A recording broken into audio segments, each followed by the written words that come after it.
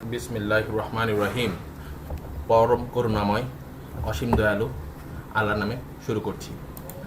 আজকে আমরা magnetic compass নিয়ে বানানো ভিডিও লেকচারের প্রথম লেকচার শুরু করতে যাচ্ছি। শিপের ম্যাগনেটিক কম্পাস নিয়ে আলোচনা করতে হলে প্রথমে আমাদেরকে পৃথিবীর ম্যাগনেটিজম নিয়ে একটু আলোচনা করতে, তাই আমরা চিন্তা করেছি এই লেকচারটা শুধু পৃথিবীর ম্যাগনেটিজম নিয়ে আমরা জাস্ট একটা হালকা আইডিয়া দেওয়ার চেষ্টা করব। আচ্ছা, পৃথিবী যেহেতু একটি ঘূর্ণনশীল বস্তু, তাই যে কোনো ঘূর্ণনশীল বস্তুই তার নিজের মধ্যে একটি ম্যাগনেটিক ফিল্ড তৈরি করে।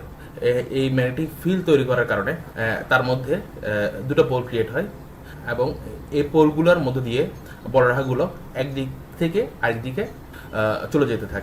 যেহেতু পৃথিবী ঘূর্ণনশীল বস্তু, পৃথিবীতে দুইটা পোল রয়েছে।